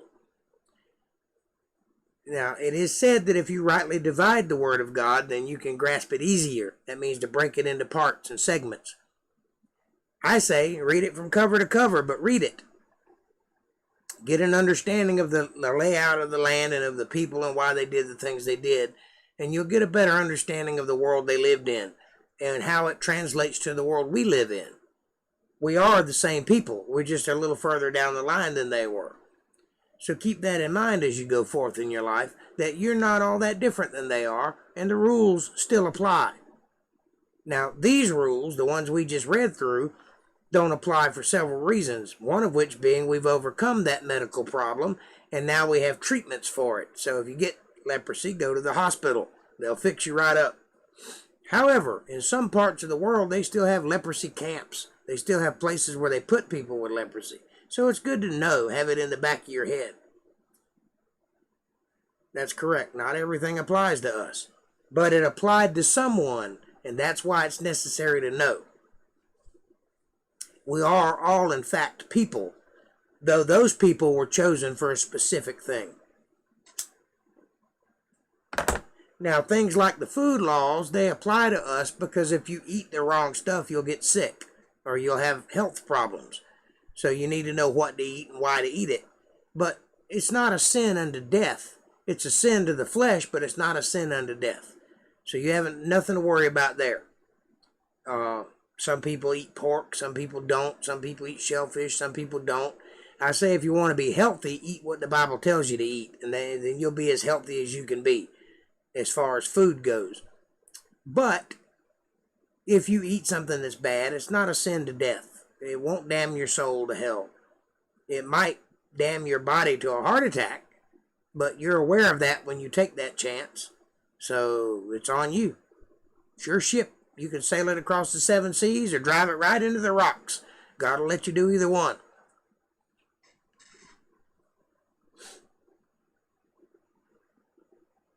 That being said, though this was a tough book to get through, and some others aren't likely to be down the road, it's a book that you come away with knowing something that you didn't know before. And that's a plus no matter which way you go.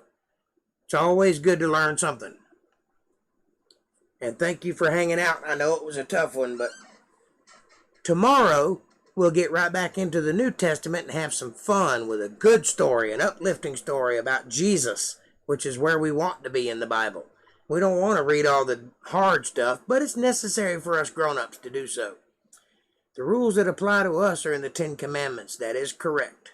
You are very right there. I mean, there are rules that apply to us, but they're not rules. They're not laws. You know what I'm saying? Like the food laws, it's not a sin. You're not going to go to hell if you eat pork, but you might have clogged arteries. You know what I'm saying? Those things were put there not so much as laws.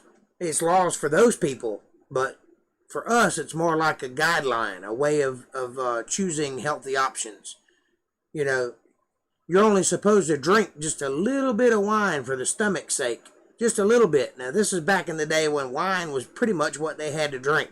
Wine or water. That was it. But you're not supposed to get drunk. You're supposed to drink just a little bit, and it soothes your stomach, and it causes you to relax, and all that stuff. Helps with digestion, that sort of thing. However, lots and lots and lots of people drink until they're drunk. Are they going to go to hell for that? No, they're not. But they are going to have problems, and they are going to be drunk because they drank too much wine. But if they listen to the Bible and just drink a little, then they will have a pleasant evening, and they will have no heartburn, and they will have a relaxing sleep, and so forth and so on. So you understand what I'm saying. It's not a sin, but it is there for your good. I love pork. I feel bad for the Jews. They are missing something. Yes. April just got home, and we are getting pizza for the boys. Awesome. Send me a slice of pizza.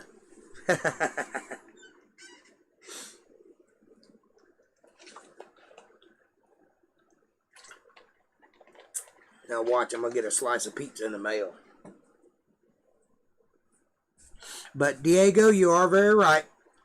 But just be sure when you eat that pork that you cook it well, because it carries in it trichinosis, and that's not good for you.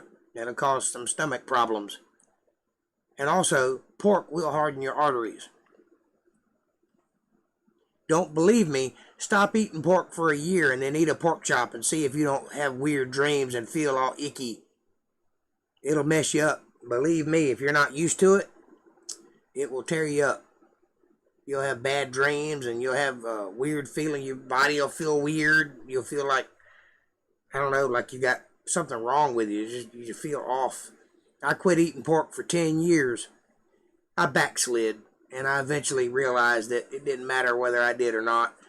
But for 10 years, I did not eat any pork. And when I finally got to eating it again, I ate some pulled pork, and I had one wild night. Let me tell you, it is effective. It does do stuff to your body. But, man, it tastes good. Kind of hard to say no to bacon. I could pretty much do without the rest of it, but I got to have some bacon. Color me sinned, but I got to have some bacon. I love it. Come to think of it, I haven't had it in a while. Time to get some bacon. Bacon, bacon, bacon, bacon, bacon, bacon. I love bacon, yeah. I kind of like pulled pork, too. I got a weak spot for that. Pulled pork and vinegar. Man, that's some good stuff. Make your tongue slap your brains out. That's a North Carolina thing. Most people, when they say the words barbecue, that involves some type of barbecue sauce.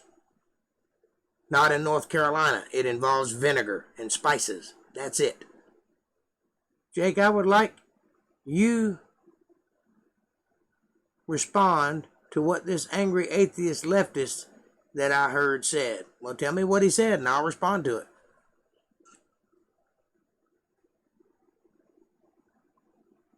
You know I'm game. I'll respond. You can pick my brain anytime you want to. I'll tell you exactly what I think.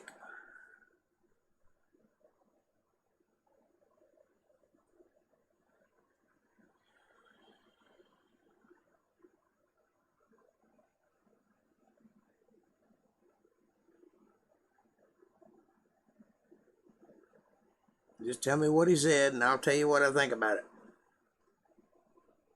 Pizza for the boys. Jake don't get no pizza.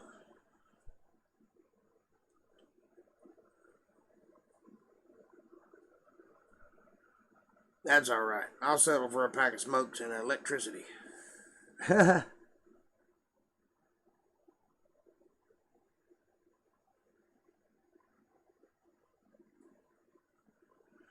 Speaking of food, I ate dinner and had pork with my sister tonight. And we had a pork roast and baked potatoes. It was kind of diced potatoes, but they were kind of baked. And green beans and rolls. And man, it was good. Had a good dinner. My brother-in-law cooked it. It was delicious. He was basically why he was an atheist in 60 seconds. Okay? So why? It was basically why he was an atheist in 60 seconds. I heard him say. Yep, I read that.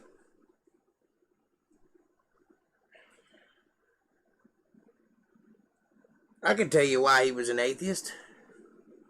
Because he hasn't thought the matter through entirely. That's why. He thought it through well enough to please himself. That was it.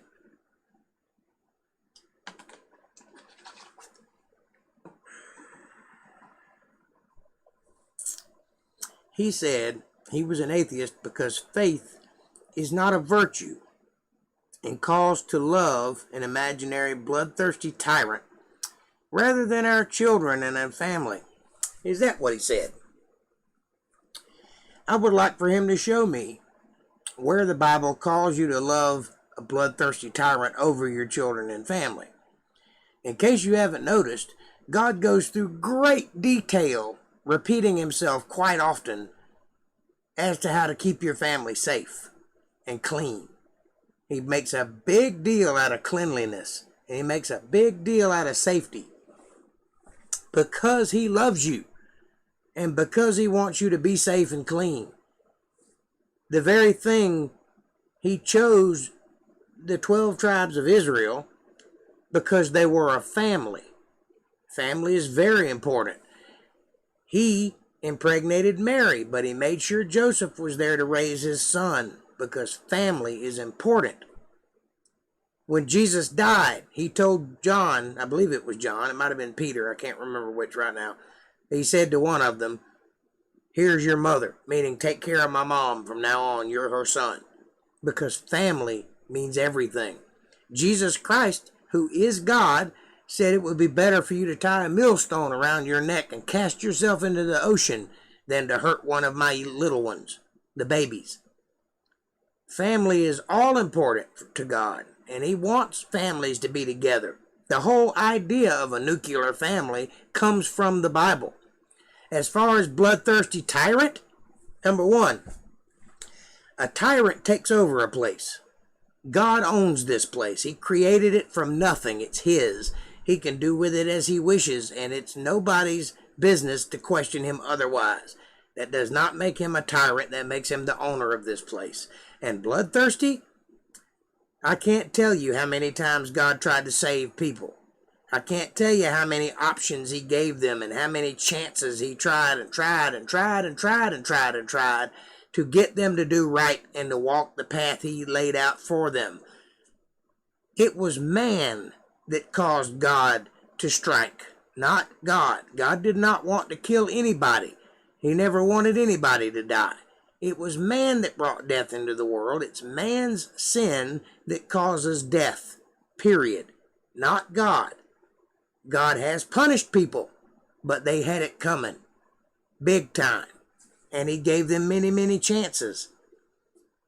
He also said that he is an atheist for the same many are atheists because of Thor, Ra, and Zeus. Thor, Ra, and Zeus never claimed to create the universe. They came from within the universe. They are fallen angels created by God. So they are not the same thing as God. You don't believe me? Go look into their mythologies. Look into who they say they are, where they say they came from. It is from within creation. Not one religion outside of this one claims that their God created everything.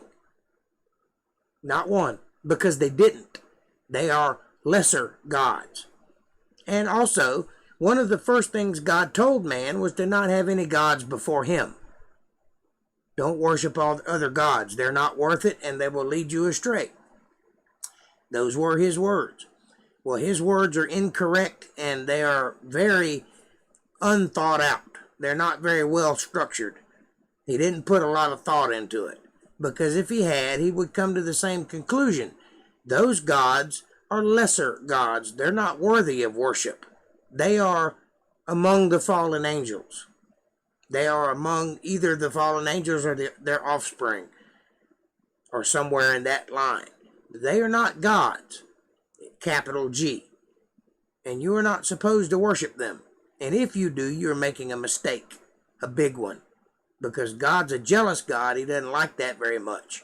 And anytime there's been false gods involved, he was very harsh in his reaction to it. He states very clearly, "Thou shalt have no gods before me." That's commandment number 1. For a reason. Now, this guy is an atheist because he's an idiot, not because he's intelligent. I promise you. Only a fool claims to believe in nothing. Anybody that has any common sense, that has looked at the world in any non-skeptical way, searched for a reason, anybody has to understand that there's something greater than us at play here. They have to understand there's a higher power. Anybody with any sense knows that. Knows it beyond a shadow of a doubt. Only idiots who have barely thought their way out of a paper bag would claim to be an atheist. I respect agnostics way more than I do atheists. If they're truly atheists. Most of them that claim to be atheists are not actually atheists. The word atheist means to be atheistic, to have no belief in anything above them. That's foolish. So that's my reaction to it. I hope it was worth it. And you can tell him I said so. And I debate him with half my brain tied behind my back, as a friend of mine says. That'd be Kent Hovind. Kent Hovind's a guy who you should listen to also. He's pretty smart. I don't agree with everything he says, but I agree with most of it. He'll put you in the right direction anyway.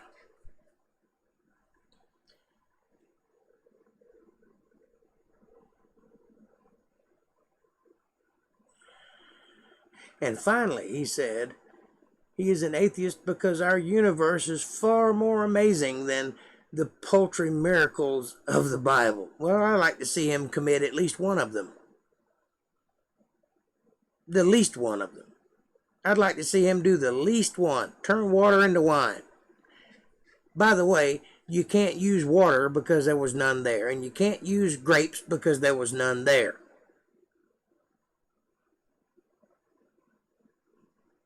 So you have to make the water and then turn it into wine in one little pot without the use of grapes that never existed. So let me see you do that one. You do that and pull it off, and I'll denounce God today. I don't think you can, though.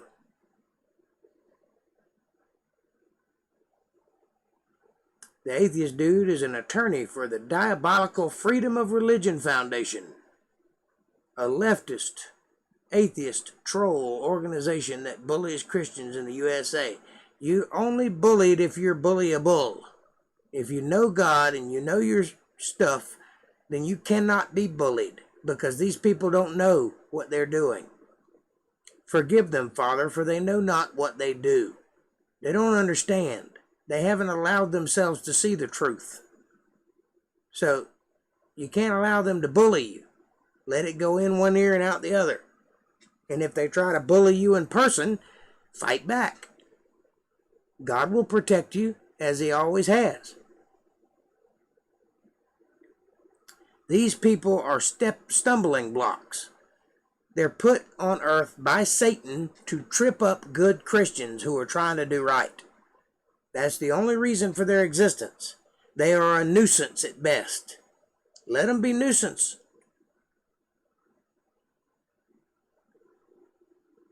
You just keep your head down, keep your nose to the Bible, and be happy in the Word of God.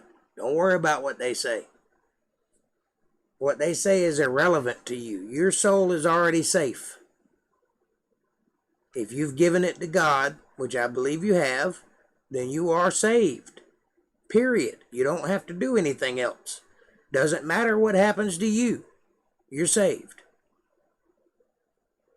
If you think that some atheist can say something that would damage you, then you don't have enough faith in God, because you're implying that His saving isn't good enough. That there's something that could damage it. There isn't. When He saves you, you're saved, period. Doesn't matter what anybody says to you.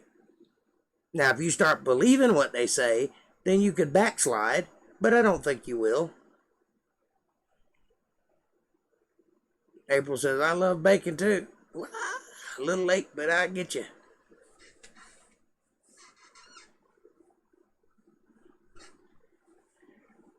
I'd love to have some bacon.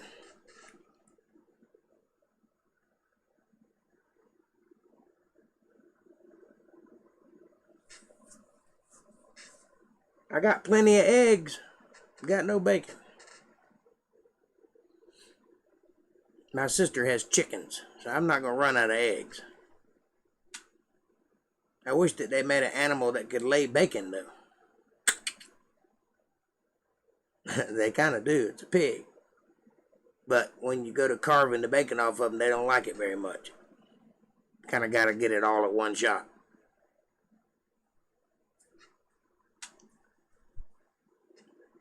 So anyway, I really hope that this has been something in this podcast that has touched somebody. I know it was a tough one, but I hope it got through. And I cherish the comments and questions, and I love that when you ask hard questions, it makes me stretch my brain out. And I like that. I like stretching my brain. And I like knowing that you came away with something you didn't know before you started. And anytime that happens, it's a good thing. Then the podcast is functioning as I intended it to give you something you didn't have to start with. It's my gift to you. It's my love for you that you have it. And as many people as we can cram into this podcast, and we did get a new one on Friday. I hadn't seen him yet, but he subscribed, so he's there.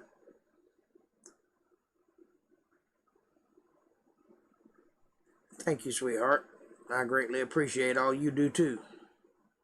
Believe that. It's got me out of some tough spots. You are, in fact, my benefactor.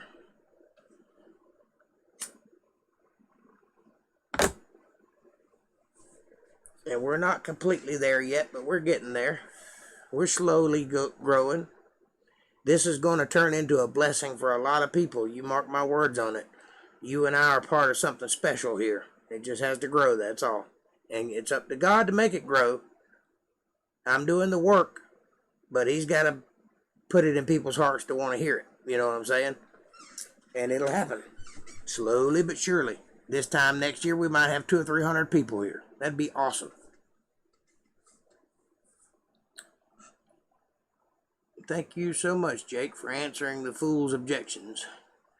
I thank the Lord he put you in my path. Thank you, and I thank the Lord he put you in mine as well. I count that as a blessing. And I'm glad to have you here, and I'm glad you're a part of this thing. And I hope you stick with us a while. And I'll answer any question you endeavor to ask, or I'll try to anyway. I can't promise you I'll always know the answer, but I'll give it a shot. I trust the Lord, and I trust he'll give me the answers I need, as he has done so far. Won't you join me in trusting the Lord also? Be part of this with me. Help me make this thing bigger and better. And let's see the rewards that it provides for the people who come to it. Watch and see. I have faith. Faith of the heart.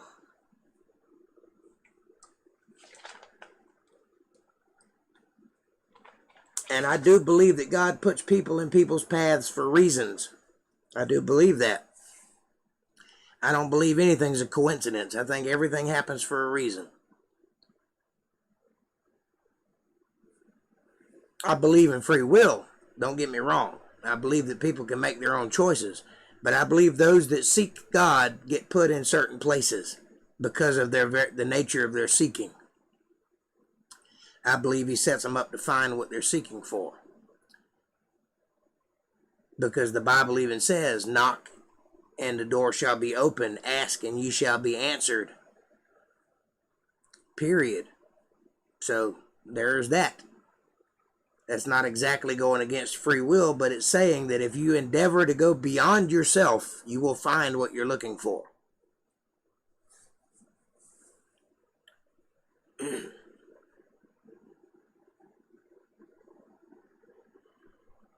Now, tomorrow, we're going to be on much happier pastures. We're going to be talking Book of Acts. And that's a pretty great story there. We're still with Paul. And the last one was very good. It was the one that read like a Horatio Hornblower novel. They were out on the wild seas and dealing with all manner of issues. But they got home to Rome. And now they're talking God. And that's very important. Paul lived out the remainder of his life on house arrest right there in Rome. And he taught the whole time. He taught the coming of Jesus, the second coming of Jesus. He taught the Old Testament and the New. And he did it with some zeal, much like I'm doing now. So anyway, I love you guys with all of my heart, and I ask the Lord to bless you and your families and to keep you safe and keep the blessings rolling in, because we all need them. And I will see you Monday with bells on. It's been a pretty fun podcast, even though there was some pretty yucky stuff we were talking about. One more time for the cheap seats, if you wouldn't mind. Press all the buttons and do all the things, and if you love us, go to paypal.me/JakeJohnsonBand.